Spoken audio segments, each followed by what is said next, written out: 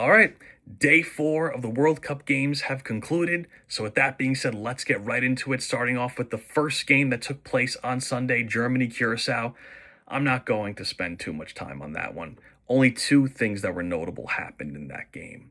Number one, in the 21st minute, courtesy of Levano Comenencia, Curaçao, a nice moment for them. He scores their first ever goal in their World Cup history to make it 1-1. A nice moment for Curaçao. And then the second thing, Germany wins 7-1. Pure domination. Kai Havertz led the way with the brace. Per Opta Joe, by the way, on X, only 5 FIFA World Cup matches this century have seen a team score 7+ goals, while 3 of those 5 have been by Germany. 8-0 against Saudi Arabia in 2002, 7-1 against Brazil in 2014, and 7-1 against Curaçao 12 years later. Felt like a warm-up match for them. Listen, nice moment for Curaçao to get the goal, but Germany, as expected, take care of business. They get the 3 points. Moving on to the next match, Netherlands and Japan. I was looking forward to this one, and I gotta say, I have to be honest, out of all the first halves I've watched so far in the World Cup, this one was by far the slowest start. And yes, I know that Malin had his chance early on in the game. Suzuki made a nice save, by the way. I know Japan had a couple chances as well. But for me, it was like both teams aren't really going for it. They're not really breaking each other down. And honestly, it feels like it's only a matter of time till one team scores first. I always say, the game does not really start. Yes, I know it starts when they kick the ball off. But it doesn't really start until somebody scores. Whether it's you have the lead and how do you build off of it, or whether it's you're trailing, but how do you respond? And you know what? That was the case for Netherlands in the second half. It was 0-0 heading into the second half, right? And guess what? 51st minute, Netherlands, they score the first goal of the game. And by the way, a beautiful cross from Gravenberch into the box that connects with Virgil van Dijk. His header beats Suzuki to make it 1-0 for Netherlands. And leave it to me, by the way, to jinx it, because I said right after that, well, Netherlands, they look like the better team so far, and I think it's safe to say that Japan are definitely missing their 2 key players in this one, in Mitoma and Endu. They need them right now. And funny enough, in the 57th minute of the game, what do I know, right? Like I said, leave it to me to jinx it. Nakamura tries a shot from outside the box, and it just beats Verbruggen 1-1. At that point, I was like, all right, we got a game. This is already a fun second half. I mean, much better than the first half. The game has opened up. It only took one, but here we go. And then Netherlands, it did not take long for them to respond. Somerville scores a nice goal from the edge of the box to give them a 2-1 lead in the 64th minute. That's right, between the 51st minute and 64th minute. 3 goals in 13 minutes. But here's the thing. As we got past the 80th minute of the game, Netherlands elected to drop deep and defend. And it pissed me off as a fan because I'm like, you guys know my stance already. Why are you not going for the extra goal? Why aren't you going for insurance? You need to put them away. It's the 80th minute, sure, we're past that. But then you're not even taking into account that there's stoppage time. And there's stoppages too during the games. It's not just the hydration breaks either. So I'm like, there's going to be a bare minimum of 4 or 5 minutes. So it's going to be at least 14 minutes left in this game when you include stoppage time. I don't like Netherlands at that point dropping deep and defending. You need to go for the win here. And guess what, Japan? They were getting their chances late, and it felt like at that point, well, I don't like that Netherlands is basically parking the bus, and I feel like Japan are going to make them pay for it. Like I said, they're getting their chances, and all it takes is one. And guess what? 89th minute, Japan gets the one that made it 2-2 off a corner. Ogawa's header, it deflects off of Kamada. It goes into the net. 2-2, like I've said before. I was so happy for Japan because I was like, all right, there we go. Proves my point even more. Netherlands should have gone for the win, but Japan, they deserved that one. It was coming. A fantastic second half. And you know what? To do it without two key players against Netherlands to get a result, and by the way, a very fair result for both sides, and a very fun game, especially the second half.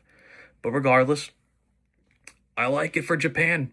And you know what? This is why I said Japan are a dark horse. If you guys didn't listen to my episode with Kelvin that I did almost a week ago, I said in that World Cup preview, Japan are a dark horse. And you know what? They could very well win that group against Netherlands. I initially had them winning the group, and then obviously the two key players I mentioned that were out. But I was like, even then, they're still a good team. I still think they make it out of the group regardless. They're fun to watch. They play hard. And you know what? I would say them and the United States. If you exclude Europe and South America, those two teams, in my opinion, are the two best teams right now in the World Cup. So Japan, they made it tough on Netherlands. They get the result.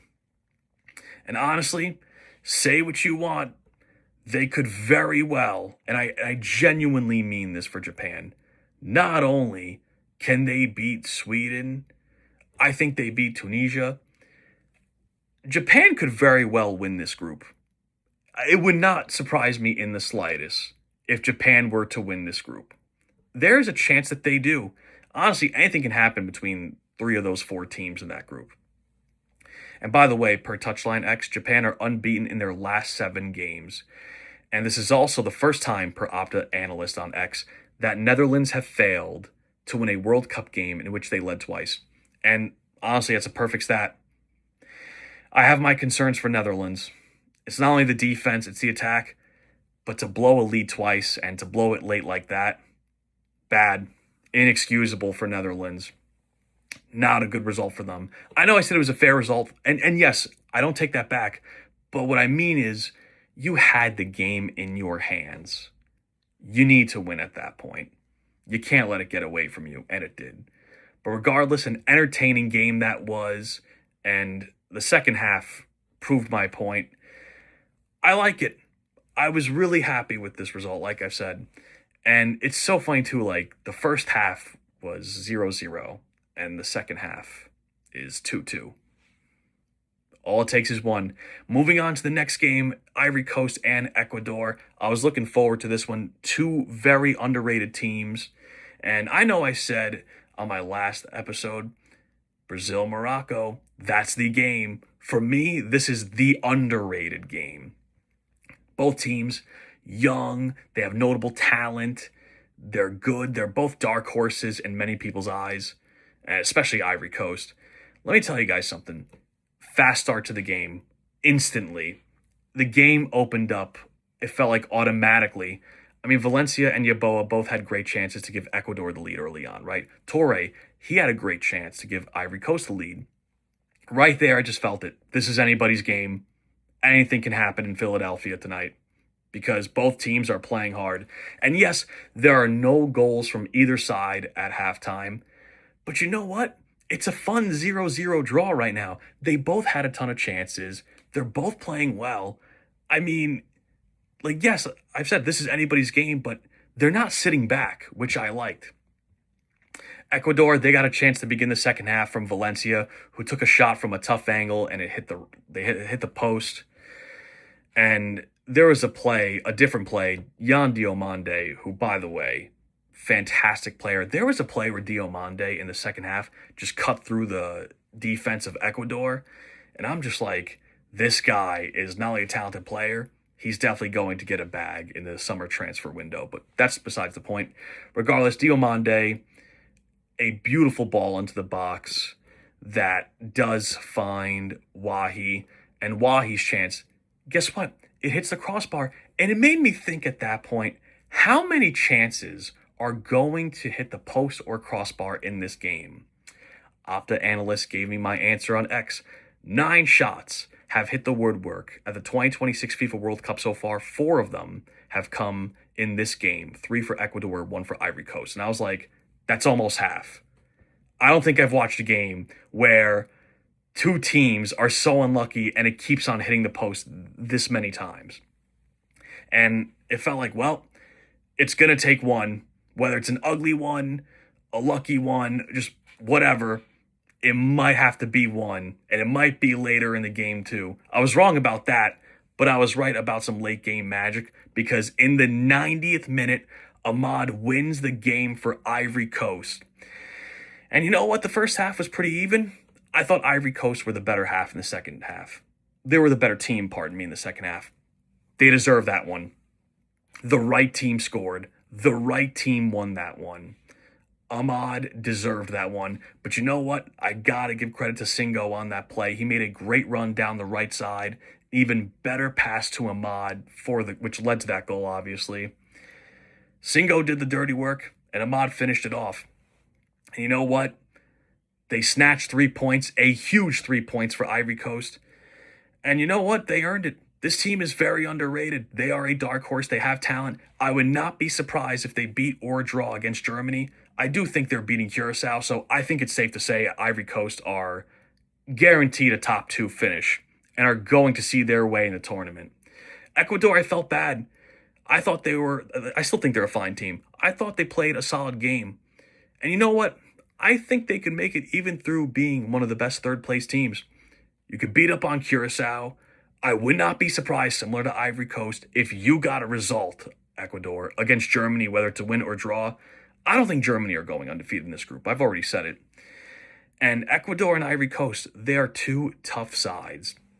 And by the way, per Touchline X, Ecuador had a 19-match winning streak prior to this game, and Ivory Coast snapped it.